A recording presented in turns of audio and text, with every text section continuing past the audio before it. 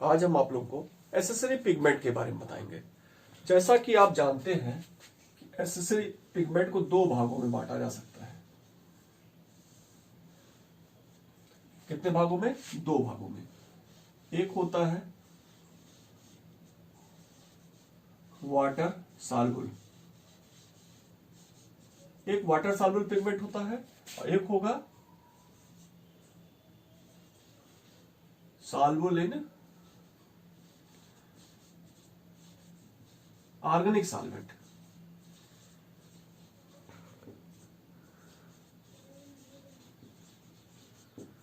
ठीक है, तो अगर हम पिगमेंट को देखें, जो भी एसेसरी पिगमेंट हैं उनको हम दो भागों में बांट सकते हैं। ठीक है, या कह सकते हैं पिगमेंट को हम कितने भागों में बांट सकते हैं? जो प्लांट में पिगमेंट पाया है दो भागों में। एक होता है वाटर सॉल्युबल पिगमेंट, एक होता है दूसरा क्या होता है जो ऑर्गेनिक सॉल्वेंट में सॉल्युबल होते हैं पिगमेंट, वो दो कैटेगरी में डिवाइड करते हैं। जो वाटर सॉल्युबल पिगमेंट है उनको फिर हम दो भागों में डिवाइड करते हैं। कुछ ऐसे हैं जो पाए जाते हैं कहां? प्लास्टिड में या क्लोरोप्लास्ट में।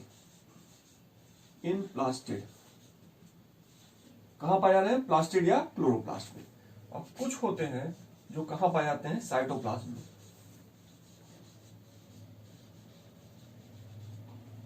जो प्लास्टिड में पाए जा रहे हैं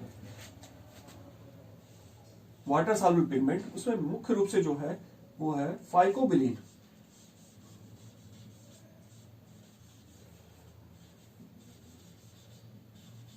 कौन सा है? फाइकोबिलिन। फाइकोबिलिन एक ऐसा पिगमेंट है जो वाटर सॉल्युबल है और कहां पाया रहा है? प्लास्टिड में। फाइकोबिलिन को हम दो भागों में बांट सकते हैं। ठीक है,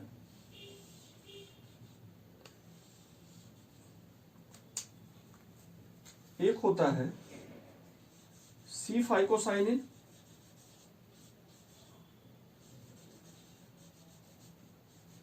और दूसरा होता है are फाइकोइरेथ्रिन।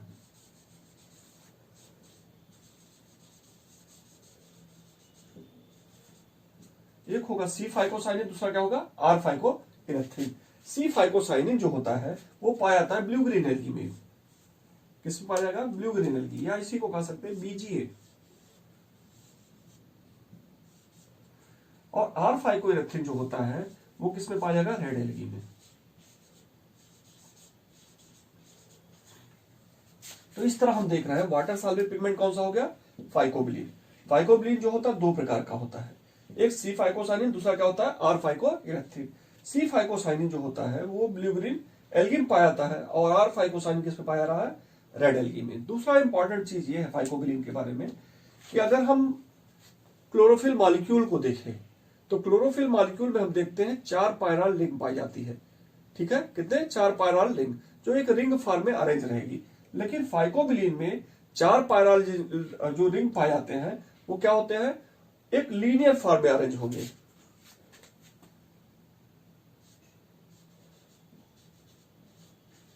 Linear arrangement of 4 pyrrole ring. ठीक है, इसमें फाइकोबिलिन में क्लोरोफिल से एक यही अंतर है कि उसमें जो 4 पायरल रिंग पाए जाते हैं वो एक रिंग फॉर्म में होंगे, लेकिन यहां क्या होंगे? ये लीनियर फॉर्म में होंगे, रिंग फॉर्म में नहीं होंगे। पहला इंपॉर्टेंट चीज ये हो गया। दूसरा इंपॉर्टेंट चीज है क्या? ये वाटर सॉल्युबल है। दूसरा पिगमेंट देखते हैं वाटर सॉल्युबल जो साइटोप्लाज्म में पाया जाए, वो कौन सा है? एंथोसाइनिन। एंथोसाइनिन। एंथोसाइनिन जो होता है वो प्लांट वैक्यूल में पाया जाता है। कहां पाएगा? प्लांट वैक्यूल में। और एंथोसाइनिन का मेन काम क्या है? ये कलर प्रोवाइड करता है। किसको? ये कलर प्रोवाइड करेगा फ्रूट को, फ्लावर पेटल को,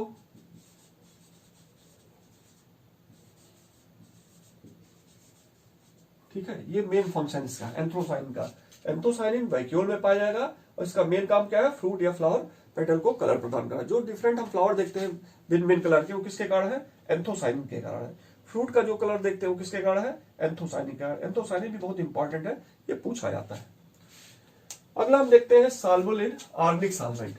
ऑर्गेनिक सॉल्वेंट में जो पिगमेंट सॉल्युबल है वो पिगमेंट कौन कौन से हैं? अगर देखा जाए ऑर्गेनिक सॉल्वेंट में सॉल्युबल पिगमेंट, तो मुख्य रूप से इसमें होता है क्लोरोफिल, दूसरा हो गया कैरोटीनॉइड,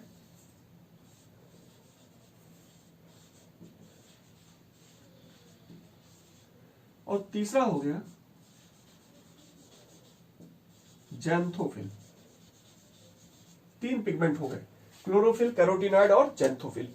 इसमें क्लोरोफिल जो होता है वो एसेसरी पिगमेंट नहीं होता है। क्लोरोफिल क्या है? मेन पिगमेंट है, ये मेन पिगमेंट है, ये एसेसरी पिगमेंट नहीं है। ठीक है, एसेसरी पिगमेंट आएगा कैरोटीनॉइड, जैंथोफिल, फाइकोबिलिन, ये सब आ सकते हैं। ठीक है, लेकिन क्लोरोफिल को मेन पिगमेंट कहा जाता है। अब ये देखते हैं हम एक एक पिगमेंट का हम डिटेल देखते हैं।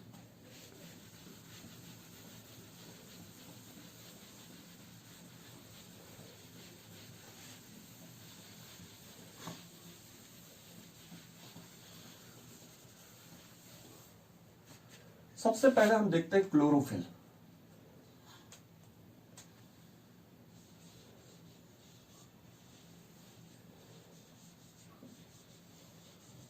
क्लोरोफिल, अब बात आती है कि क्लोरोफिल जो पिगमेंट होता है ये पाया कहां जाता है? क्लोरोप्लास्ट में कहां पाया जाता है? ठीक है, ये कहां पाया जाता है? क्लोरोप्लास्ट में। तो सबसे पहले हम क्लोरोप्लास्ट का स्ट्रक्चर देखेंगे।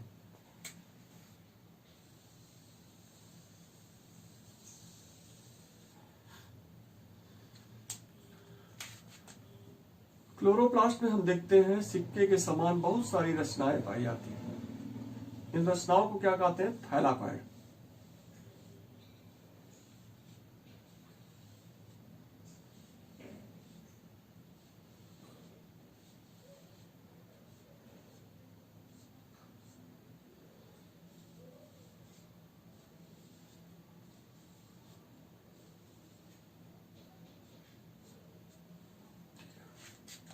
अब इसमें देखिए ये लिक्विड सब्सटेंस है, डबल मेम्ब्रेन स्ट्रक्चर होती है क्लोरोप्लास्ट।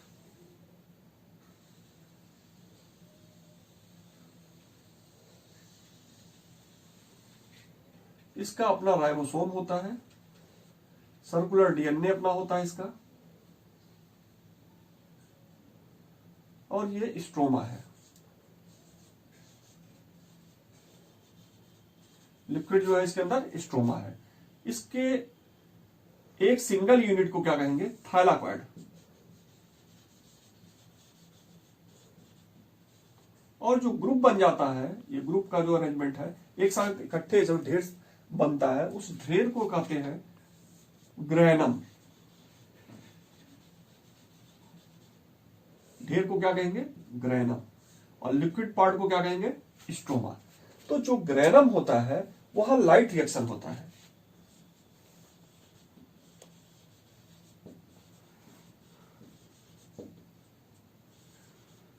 और जो स्ट्रोमा होता है वहां पे क्या होगा? Dark reaction.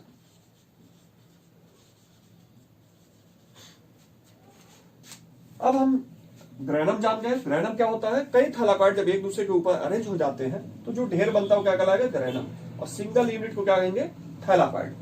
अगर हम इस पे देखें तो हम देखते हैं इस पे ढेर, इसके ऊपर कुछ स्पेसिफिक पिगमेंट और पाए जाते हैं। ठीक है, इन्हें हम क्या कहते हैं? Photosystem second. और ये क्या है?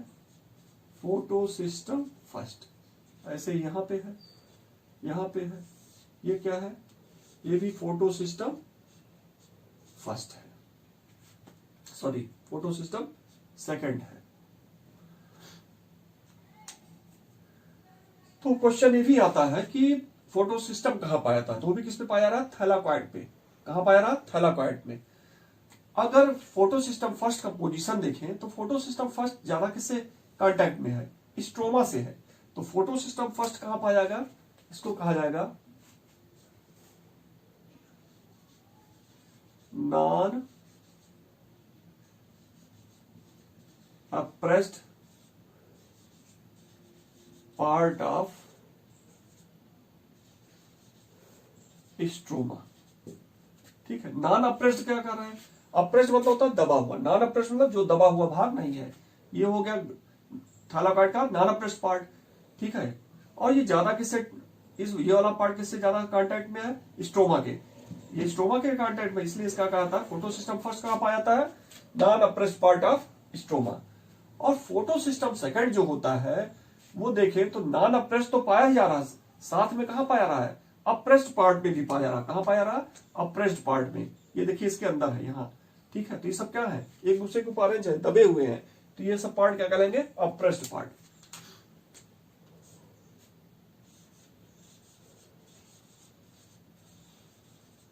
Apprised part of granum.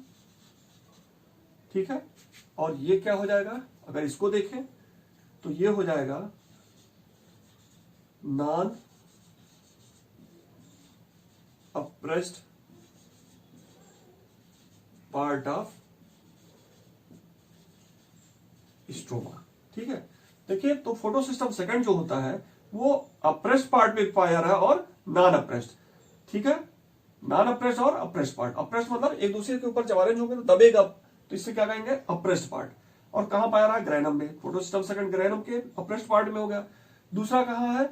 Photosystem second ऊपर भी पाया, नीचे भी, तो ऊपर वाला कहां है? Non apprised part of stroma है।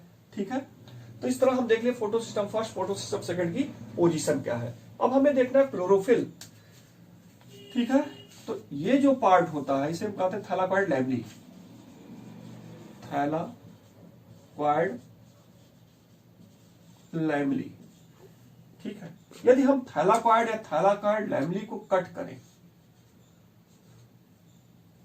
तो हम वहां देखते हैं एक इस तरह का स्ट्रक्चर नजर आएगा। इसको हम माने थैलाकॉइड लैमेली है, इसको कट किए। ठीक है, तो हम देखते हैं वहां इस तरह एक स्ट्रक्चर नजर आता है।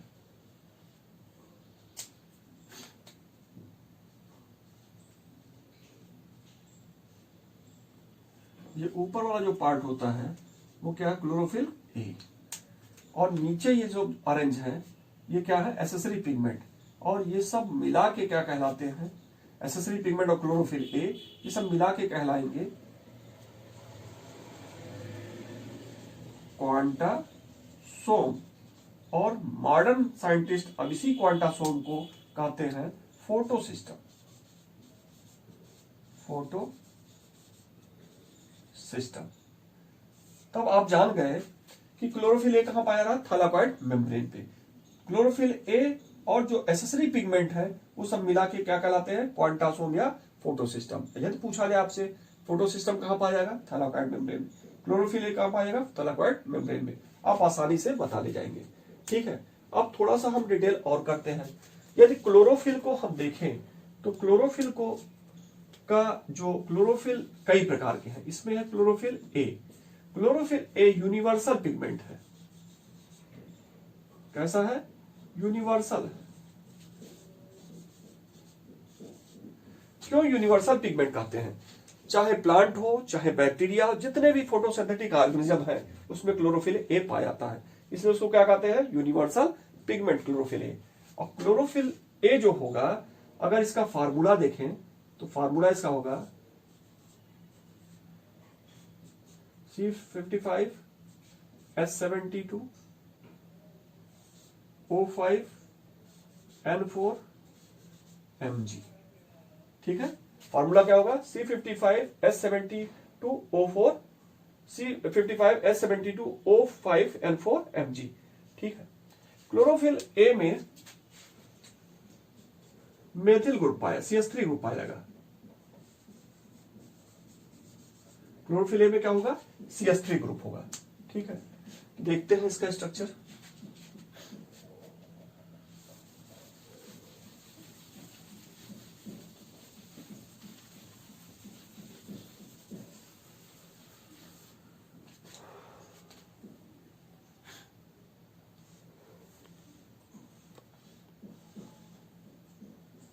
यहां नाइट्रोजन रहेगा,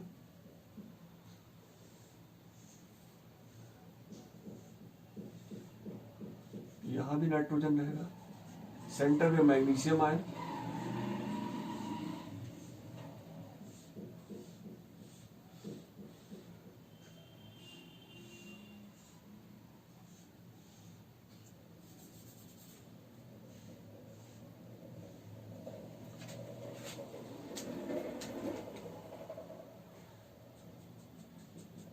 ये फाइटाल टेल हो गया। तो ये हो गया क्लोरोफिल मॉलिक्यूल का फिगर, यहां CH3 हो गया। तो इस क्लोरोफिल मॉलिक्यूल को देखें, क्लोरोफिल ये A है। क्लोरोफिल A का अगर स्ट्रक्चर देखें तो ऊपर इसको दो भागों में बांटा जा सकता है। इतने पार्ट को कहेंगे पोरफायरिन रिंग, पोरफायरिन रिंग, और नीचे वाले पार्ट को कहेंगे फाइटाल टेल।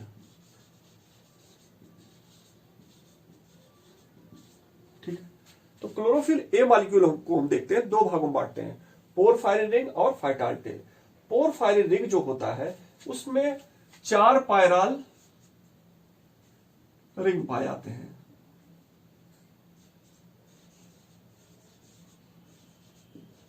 ये पायराल रिंग है, ठीक है। तो एक पोरफायरिन में कितने पायराल रिंग पाए जा रहे हैं? 4। और इसमें देखते हैं यहां पे नाइट्रोजन है और सेंटर में मैग्नीशियम आयन है, ठीक है। तो पूछा जाता क्वेश्चन, एक पोरफायरिन रिंग में कितने पायराल रिंग है? 4। दूसरा इंपॉर्टेंट चीज है, अगर पायराल रिंग को देखें तो एक पायराल रिंग में कितने कार्बन कितने नाइट्रोजन है? तो 1 2 3 4, 4 कार्बन और 1 नाइट्रोजन। प्रत्येक पायराल रिंग में कितने कार्बन कितने नाइट्रोजन? 4 कार्बन और 1 नाइट्रोजन। दूसरा इंपॉर्टेंट चीज है कि क्लोरोफिल मॉलिक्यूल में सेंटर में कौन सा आयन पाया जाएगा? Magnesium ion. सेंटर में कौन सा आयन होगा? Magnesium ion. दूसरा इंपॉर्टेंट चीज है, इसमें क्वेश्चन पूछता है कि फाइटाल टेल जो होती है ये फैट सॉल्युबल है, ठीक है। ये किस कार्बन से जुड़ती है पायराल रिंग से? तो ये जुड़ती है कार्बन 7 से। किससे जुड़ रही है? कार्बन 7 से। दूसरा इंपॉर्टेंट चीज है, पूछता है कि पोरफायरिन रिंग में CH3 ग्रुप किस पायराल रिंग से जुड़ता है? तो ये पायराल रिंग फर्स्ट है, ये पायराल रिंग सेकंड है, ये पायराल रिंग थर्ड है, ये पायराल रिंग फोर्थ है। तो किससे जुड़ा? सेकंड से।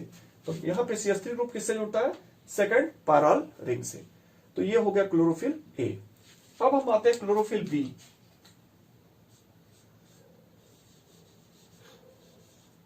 Chlorophyll B, chlorophyll B accessory pigment है और ये मेनली पाया जाता है ब्राउन एल्गी में।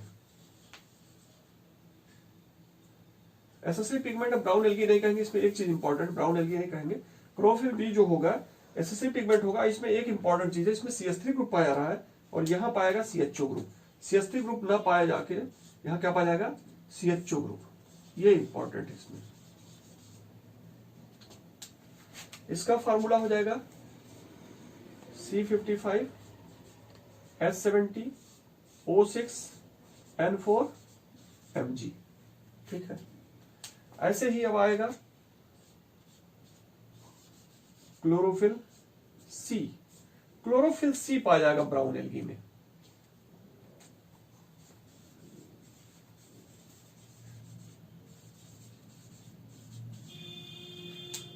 उसके बाद आएगा क्लोरोफिल D। क्लोरोफिल D जो होता है वो पाया जाएगा रेड एल्गी में।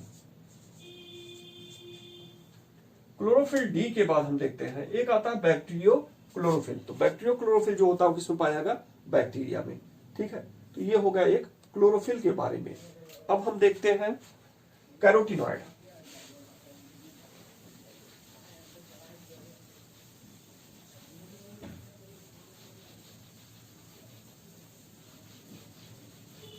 थोड़ा सा कैरोटीनॉइड के बारे में देखते हैं।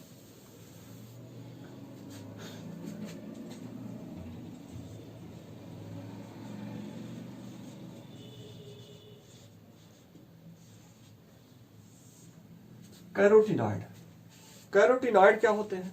कैरोटीनॉइड जो होते हैं ऐसे पिगमेंट हैं, इनका फार्मूला हो गया C40H56।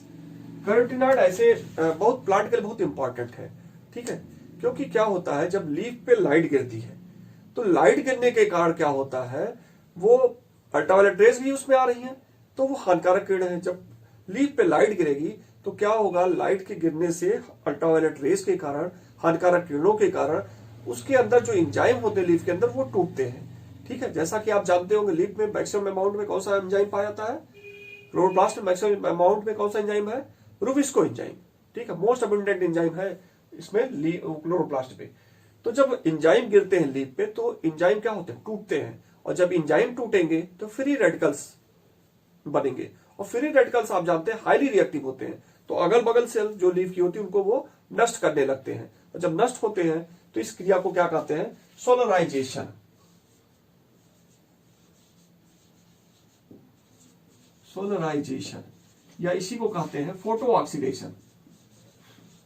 Photo oxidation. तो जो कैरोटीनॉइड होते हैं वो क्या करते हैं, सोलराइजेशन या फोटो ऑक्सीडेशन को चेक करते हैं। कैरोटीनॉइड का प्लांट में बहुत इंपॉर्टेंट रोल है कि एक फोटो ऑक्सीडेशन, ठीक है, जो लाइट के कारण प्लांट को नुकसान पहुंच रहा है, लीफ को नुकसान पहुंच रहा है, उसको क्या करेंगे, चेक करेंगे, और या उसी को क्या करेंगे, सोलराइजेशन। ठीक है, दूसरा इंपॉर्टेंट चीज है, ये किस रूप में व्यवहार करते हैं, एंटीऑक्सीडेंट ग्रुप में। एंटीऑक्सीडेंट ग्रुप में काम करते हैं। ठीक है, कुछ विटामिन भी है जो एंटीऑक्सीडेंट ग्रुप में होते हैं, जैसे विटामिन सी, विटामिन ई, ये सब क्या है, एंटीऑक्सीडेंट। अगर मुख्य देखा जाए, कैरोटीनॉइड कई प्रकार के हैं। ठीक है, उसमें मेन देखा जाए तो सबसे इंपॉर्टेंट जो है वो है बीटा कैरोटीन। बीटा कैरोटीन है, ठीक है, मोस्ट कॉमन टाइप कैरोटीनॉइड है।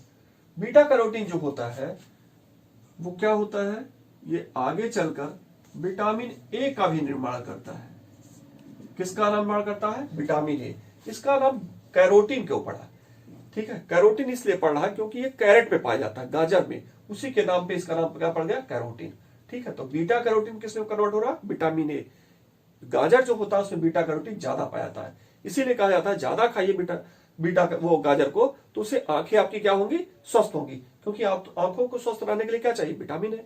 ठीक है, तो बीटा कैरोटीन किसमें कन्वर्ट होता है, विटामिन ए। एक दूसरा पिगमेंट जो एसेसरी है, जेंथोफिल।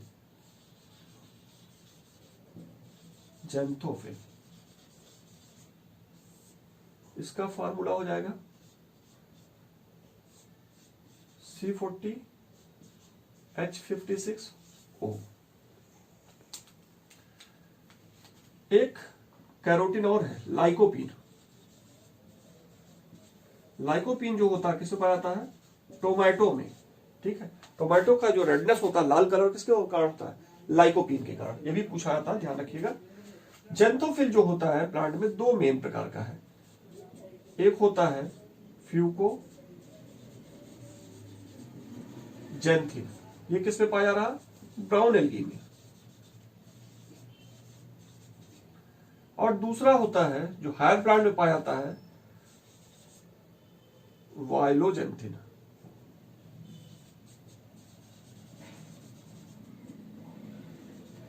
वाइलोजेंथिन, ये किसमें पाया जाएगा, हायर प्लांट में। तो इस तरह हम देखें कि एसेसरी पिगमेंट, मेन पिगमेंट कौन कौन से होते हैं। ठीक है, अब नेक्स्ट वीडियो में हम साइक्लिक फोटोफॉस्फोरिलेशन के बारे में बताएंगे, जब हम शुरू करेंगे कि मैकेनिज्म ऑफ फोटोसिंथेसिस। यदि ये वीडियो आपको समझ में आ रहा हो तो इसको ज्यादा से ज्यादा लाइक करिए, सब्सक्राइब करिए और दोस्तों से शेयर करिए। धन्यवाद।